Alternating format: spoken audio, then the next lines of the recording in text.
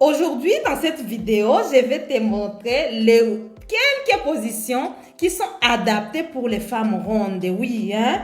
On va voir les positions qui vont faire à ce que ton mari puisse hurler, qui vont faire à ce que toi-même tu sois dingue. Les positions là, hein, auxquelles tu dois être à l'aise, hein, en tant que femme ronde. Ce n'est pas l'obstacle. Non, non, c'est pas l'obstacle. Ben, il y a ceux qui disent je suis grosse, voilà, c'est l'obstacle, comment je vais faire? Non, aujourd'hui, on va briser ce que tu appelles l'obstacle et on montrera les quelques positions qui sont adaptées pour toi, la femme ronde.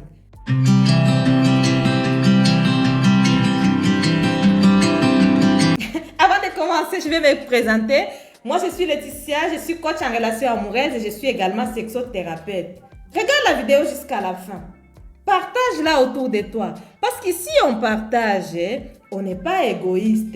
Abonne-toi à cette chaîne YouTube parce que nous avons beaucoup de vidéos de qualité et sans tabou. Nous sommes là pour briser le tabou qui est dans notre communauté. N'oublie pas de mettre un j'aime. Un j'aime, c'est pour dire à l'algorithme de YouTube que vous aimez mes vidéos. Nous sommes une équipe, n'est-ce pas? Quelles sont les positions qui sont vraiment adaptées pour les femmes rondes? Quelles sont les positions qui vont faire à ce que les femmes rondes puissent rendre dingue leur mari? C'est vraiment très important.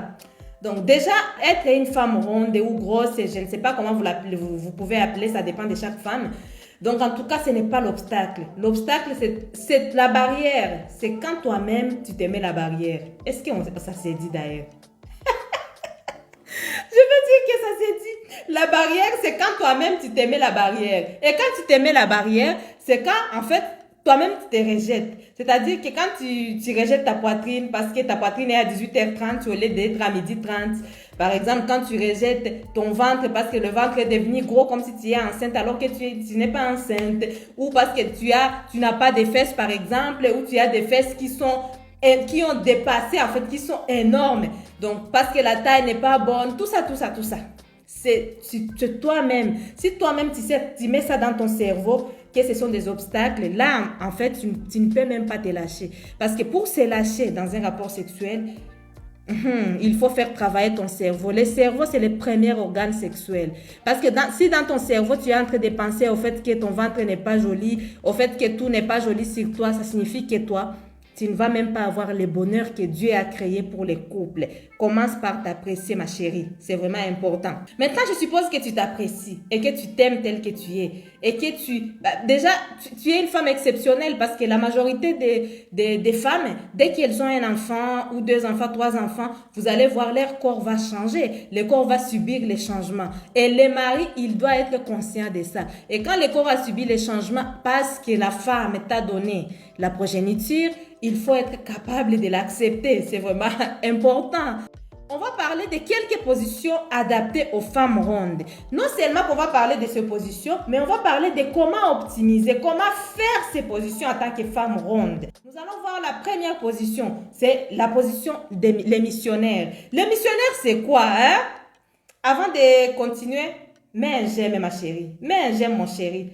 Hein? Ça me fera plaisir, hein? C'est vraiment important. Donc, la position des missionnaires, c'est quoi? Les missionnaires, c'est quand toi, la femme, tu es allongée. C'est-à-dire que tu as fini de faire des lards avec ton chéri. Quand vous avez fini de faire des lards, vous êtes touchés partout. Parce que oui, une bonne sexualité, c'est quand vous vous touchez d'abord. Quand vous vous faites plaisir d'abord. Parce que la sexualité, c'est des lards. Faire l'amour, c'est faire des lards. Quand maintenant l'outil de ton mari veut entrer dans ta fleur, quand l'outil de ton mari veut entrer dans ta fleur, et la fleur aussi veut recevoir l'outil de ton mari, parce que la fleur dit, ah, je veux que l'outil entre, ah, je veux que l'outil entre, et l'outil entre de dire, ah, je vais entrer, je vais casser les murs, ah, je n'en peux plus, je vais entrer. À ce moment-là, quand ton mari veut entrer, toi, ma chérie, tu dois t'allonger. Quand tu t'allonges, allonge-toi en toute douceur, allonge-toi sur le dos, ma chérie. Quand tu t'allonges sur le dos, ça peut arriver que, par exemple, au niveau de ton ventre, le ventre cache un peu, malgré que tu es allongé, que le ventre cache un peu au niveau de ton sexe. Ce n'est pas ça l'objectif de cacher. On ne va pas cacher la fleur. Parce que la fleur, comment a clignoté? La fleur est en train de clignoter. La fleur veut que l'outil puisse entrer. Pourquoi cacher? Maintenant, quand tu t'allonges et que le ventre cache un peu au niveau de ta fleur, toi, ce que tu vas faire, on n'est pas dans la honte. Nous sommes là en train de jouir, en train de manger ce que Dieu a créé pour nous les couples. Toi, tu vas prendre ton ventre, tu vas aplatir un peu ton ventre. Et puis, quand ton mari va s'allonger sur toi, toi-même, ma chérie, touche l'outil de ton mari. Prends l'outil de ton mari. En fait, avec la main gauche, tu vas essayer d'aplatir bien ton ventre. Voilà, pour donner accès à l'outil. Et puis, avec la main droite, tu prends toi-même l'outil de ton mari. Tu fais entrer l'outil de ton mari dans ta fleur. Et avant de faire entrer l'outil de ton mari dans ta fleur, tu vas faire passer d'abord l'outil. Tu prends cet outil-là, tu le fais passer légèrement sur ton clitoris. Quand tu le fais passer légèrement sur ton clitoris, le clitoris encore va continuer à clignoter. En fait, le clignotage, ça va être le clignotage pro max. À ce moment-là, tu prends, une fois que ça devient pro max là, et l'outil est tellement chaud, parce que quand tu les prends comme ça, tu les touches, c'est tellement chaud. Tu prends l'outil, tu le fais entrer directement dans la fleur, tu le fais entrer en toute douceur, ma chérie. Quand ça rentre en toute douceur comme ça, toi, ce que tu vas faire, donc tu vas le faire entrer doucement. Tu les prends, il ne faut pas laisser ton mari faire entrer. Et à un moment donné, il faut l'aider, il faut le faire entrer toi. Parce que quand tu fais rentrer toi-même, ça te fait plaisir aussi. Une fois qu'il s'est rentré doucement, il fait rentrer doucement, tu vas dire bébé, ne fais pas d'abord rentrer tout. Donc, il rentre doucement, il est en train de rentrer doucement. À ce moment-là, le ventre est déjà aplati. Toi, tes bras, ce que tu vas faire, tu vas prendre tes bras, tu vas mettre tes bras autour des hanches de ton mari. Ou bien tu prends tes bras, tu prends les deux bouts, les fesses qui sont derrière, hein, pour en fait pousser ton mari, pour les pousser, les faire bien rentrer dans ta fleur. Et à ce moment-là, tu ne vas pas rester immobile dans cette position. Tu vas commencer à dire bébé, je t'aime. Parce que tellement que c'est doux, tu vas être en train de parler. Tu vas être en train de les caresser au niveau du dos, caresse-les au niveau de ses fesses, voilà. Et puis, entre-temps, ce n'est pas parce que tu es une femme ronde que tu n'es pas souple. Donc, essaie de faire ce que tu peux. Bouge un peu au niveau de ta hanche.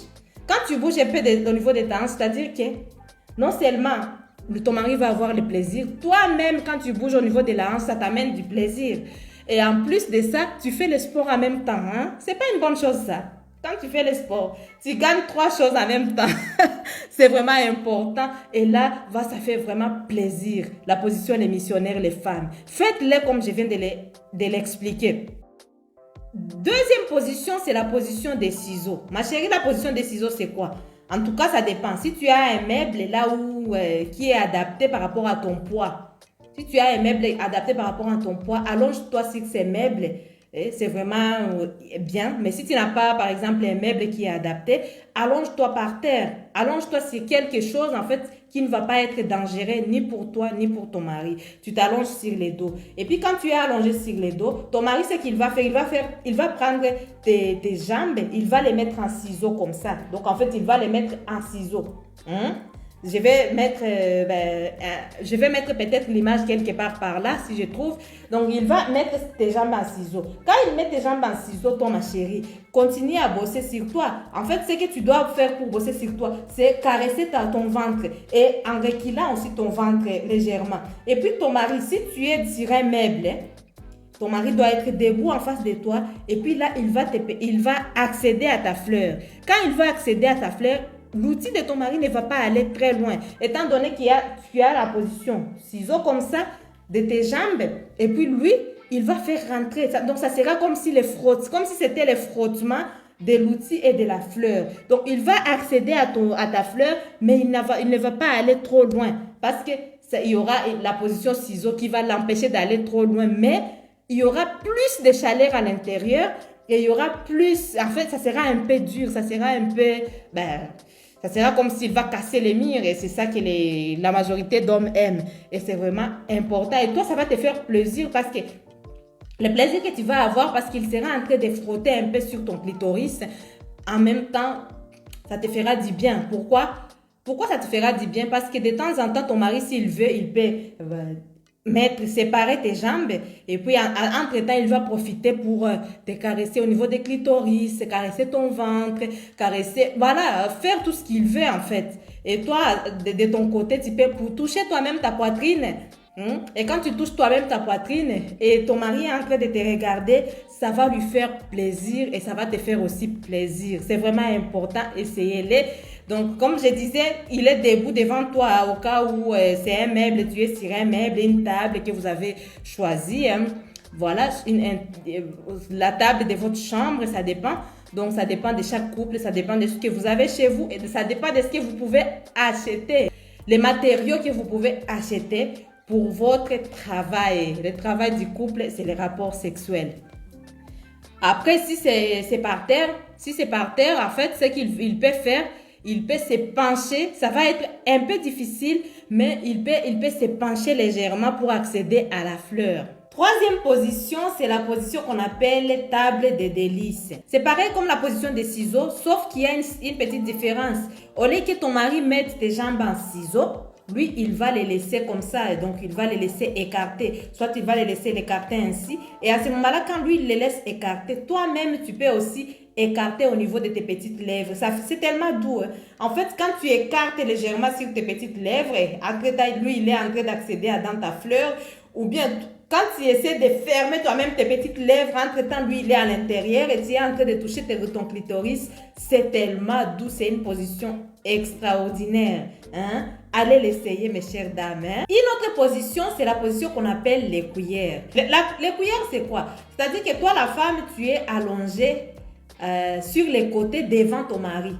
Et ton mari est allongé aussi derrière toi sur les côtés et vous deux, vous regardez du même côté. Hein? Lui, l'outil va accéder dans la fleur en sortant par l'arrière. Tu vois un peu. Ce que toi, tu peux faire, ma chérie, c'est soulever ta jambe. Si tu es vraiment tellement ronde et que tu n'arrives pas à maintenir ta jambe très haut, ce que ton mari peut faire, il peut maintenir lui-même ta jambe ou bien toi-même, tu maintiens ta jambe. Entre-temps, lui, il est en train de bosser par l'arrière. Et toi, tu peux jouer toujours avec ton clitoris, essayer de te retourner, essayer de changer d'angle de temps en temps, essayer de changer la pénétration, en fait, essayer de changer la manière à laquelle il va te pénétrer. Parce que c'est toi qui sais quand c'est doux et quand ce n'est pas doux. C'est vraiment important de jouer là-dessus. Cette position, elle est géniale parce que vraiment, la pénétration n'est pas trop profonde. Et ainsi, tu vas aimer et ton mari va aimer. Une autre position, c'est la levrette. La levrette, c'est quoi? C'est-à-dire que toi, la levrette qu'on va parler ici pour les femmes rondes, on va rester sur la levrette debout. Parce que la levrette, quand tu es à genoux, peut-être que ça peut être contraignant pour certaines femmes rondes. La levrette debout, c'est-à-dire que toi, tu es debout et toi, madame, tu te penches légèrement. Et puis, monsieur, il vient par l'arrière. L'outil va accéder dans la fleur par l'arrière. Et cette position, elle est géniale. Pourquoi? Parce que non seulement ton mari sera en train de contempler au niveau de tes fesses, parce que oui, tu es ronde, tes fesses sont vraiment énormes. Il va profiter de ce temps pour toucher tes fesses, toucher ton dos ou toucher au niveau de tes cheveux si tu as des longs cheveux. Et toi, de ton côté, tu te penches et tu es en train de toucher ton clitoris et tu es en train de faire des cris qui vont stimuler ton mari et qui vont faire plaisir à ton mari et qui te font plaisir à toi-même. Tu n'es pas immobile. Tu seras en train de faire « Oh bébé, c'est doux. » Tu vois, tous ces genres de cris. Je ne peux même pas les faire. Ce genre de cris, ça rend agréable les moments des rapports sexuels. Une autre position, c'est la position de la fleur écartée, c'est-à-dire que toi, madame, tu t'allonges sur les dos. Et quand tu t'allonges sur les dos, tu prends tes deux jambes, tu les amènes vers En fait, tu plies tes deux jambes jusqu'à ce que ça arrive vers, je vais dire, vers tes épaules, peut-être vers tes épaules ou peut-être vers ta poitrine, ça dépend de la souplesse de chaque femme. Ou peut-être tu vas les plier simplement pour que ça arrive vers la poitrine de ton homme, en fait, vers la poitrine de ton homme. Quand tu plies tes jambes comme ça, en fait, la pénétration sera vraiment profonde et la pénétration sera douce. Et du coup, ton mari va avoir simplement la souplesse de pouvoir accéder dans ta fleur. Soit il peut accéder dans ta fleur en étant à genoux, en position à genoux, ou soit il peut se pencher légèrement comme si c'était dans la position les missionnaires. Et là, il va accéder dans ta fleur. Une fleur qui est vraiment bien écartée. Waouh, c'est trop bon. Alors après, on va avoir la position du tigre. Hein? Donc c'est une variante, hein? C'est comme à peu près la position du missionnaire. Sauf que dans la position du missionnaire, les jambes sont en bas, sont écartées. Mais tandis que dans la position du tigre, les deux jambes. Donc si tu as la souplesse, madame, tu peux remonter ta jambe hein, entre les coudes. Donc tu peux remonter ta jambe vers les coudes de ton homme. Ou au-dessus des épaules de ton homme si tu peux y arriver. Si tu ne peux pas y arriver, tu peux remonter la jambe légèrement, même si c'est à moitié. Et ça, ça fait des variantes, mais qui sont géniales pour une femme ronde. Et c'est la même chose pour la position des babous. Voilà, ça sera toujours les jambes qui vont être... En fait, il faut simplement varier au niveau des jambes, comment tu positionnes tes jambes. Une autre position, c'est la position de la pieuvre. C'est quoi la position de la pieuvre? C'est-à-dire que toi, madame, tu es allongée sur les dos comme pour les missionnaires. Et puis, monsieur, il vient s'allonger sur toi. Sauf que tes jambes, tu ne vas pas les laisser, sur les lits. Tu vas enrouler tes jambes sur les bassins de ton mari. C'est-à-dire que tu es allongé sur les lits, sur les dos. Et puis, ton mari vient, il accède dans ta fleur. L'outil accède déjà à la fleur et toi, tu vas prendre tes deux jambes, tu vas les enrouler autour de son bassin. Donc là, la pénétration, ça, c'est une position que moi, j'aime énormément. C'est une position qui est douce. Même quand tu enroules tes jambes, ça peut arriver que tu puisses vraiment enrouler et que tu prennes ton mari trop fort avec tes jambes ou bien tu peux les prendre légèrement. Et tout ça, ça dépendra de toi. Ça dépendra de comment tu sens que c'est doux. Est-ce que quand tu sens que c'est très doux, tu restes dans la position à laquelle tu es. Quand tu sens que tu veux encore augmenter l'intensité, soit tu vas serrer fort ou soit tu vas relâcher la pression. Nous avons également la position de l'enclume. C'est-à-dire que madame, tu es allongée sur les dos, mais au lieu d'être allongée uniquement sur les lits, tu vas prendre les coussins, l'oreiller. Tu vas prendre l'oreiller, tu vas les mettre sur tes fesses. Quand tu mets l'oreiller sur tes fesses, ça va remonter un peu au niveau de ton bassin hein, et au niveau des... voilà, les niveaux vont remonter légèrement. Et puis après, là, tu écartes les jambes. Et puis la pénétration, elle est douce, elle est profonde, elle est exceptionnelle. Et c'est une excellente position pour les femmes rondes. Vous avez vu, nous avons énormément de positions qui sont exceptionnelles pour les femmes rondes. Il ne suffit pas de dire que non, je suis une femme ronde, je suis timide. Non. On peut faire toutes les positions, mais selon sa souplesse. On ne va pas regarder les autres. On se regarde soi-même. On se dit, par rapport à ma souplesse, je vais faire ceci, je vais faire cela. Donc, il faut seulement avoir des variations variées, tu vois. Donc, dans ton couple, tu ne dois pas avoir la routine. Non, toujours, avoir toujours la même position, avoir toujours les mêmes trucs, avoir toujours la même profondeur de pénétration. Non, il faut varier les positions. Il faut varier et ça, c'est vraiment important, que ce soit pour ta satisfaction à toi, chère madame, ou pour la satisfaction de ton mari. Là, aujourd'hui, on a vu les positions adaptées pour les femmes rondes. Il faut savoir que pour les femmes rondes, même si je n'ai pas parlé de l'andromaque, parce que c'est difficile pour certaines femmes. Mais toi, la femme qui me regarde ici, tu peux essayer l'andromaque aussi, tu verras, c'est une bonne position. D'ailleurs, quand on fait des positions difficiles comme ça, quand on est ronde, non seulement on prend sa séance de sport en même temps que la séance de plaisir. Il faut savoir que le sport, ce n'est pas ça qui va te permettre de perdre le poids. Ce qui va te permettre de perdre le poids, c'est de manger équilibré. C'est vraiment important de manger équilibré, madame. Donc, on n'est pas là pour dire que non, je suis une ronde, je ne suis pas belle. Non, tu es belle telle que tu es. Il faut t'aimer, t'accepter telle que tu es. Maintenant, pour ta santé, la santé de tes enfants, la santé de ton mari, il faut regarder qu'est-ce que tu fais dans ta casserole, qu'est-ce que tu cuisines pour tes enfants, pour ton mari, qu'est-ce que tu fais pour toi-même. C'est vraiment important. Mange équilibré pour toi. Donc, il faut manger les fruits et légumes, c'est vraiment très important. Donc, il faut manger une quantité, vraiment, il ne faut pas dépasser les quantités. J'avais déjà donné sur Facebook les quantités qu'il faut manger. Alors, donc, il faut manger, par exemple, les légumes. La part que tu dois avoir sur les légumes, ça doit être la pomme des mains, tu vois, tout ça. C'est la part des légumes. Tout ça, la part des légumes, si tu veux mesurer. Et la part de tout ce qui est féculent. Féculent, ça va être, tu fais les coudes comme ça, c'est cette partie-là qui peut constituer les féculents. Donc, dans les légumes, vous avez tout ce qu'il y a, ça peut être les pondous, ça peut être les amarantes, ça peut être les salades, ça peut être les légumes en fait. Les féculents, comme j'avais dit, c'est la part, c'est ici. Les féculents, ça peut être les riz, les pommes de terre, ça peut être des pâtes, ça peut être les foufous, donc ça dépend. Voilà, les foufous, en tout cas, quand tu manges les foufous, il ne faut pas manger beaucoup trop de foufous et peu de légumes, non. Il faut manger beaucoup de légumes et une petite quantité de foufous. Maintenant, tout ce qui va être viande, œufs, ça va être cette quantité-là. La quantité intermédiaire qui est ici. C'est vraiment important de respecter les quantités. Manger équilibré, respecter les quantités. Buvez 1,5 litre d'eau par jour. Voilà, ça aussi, ça fait partie des bonnes alimentations. Alors, dites-moi ce que vous en pensez en commentaire, mesdames et messieurs. Et voilà, parlez-moi des autres positions parce qu'aujourd'hui, je ne peux pas terminer toutes les positions, sinon la vidéo va être très très longue. Donc, parlez-moi des autres positions que j'ai oubliées. Parlez-moi de tout ce que vous voulez que je parle dans les prochaines vidéos. Et moi, ça me fera plaisir de vous lire. Je vous fais des gros bisous et je vous dis à très bientôt pour une nouvelle vidéo.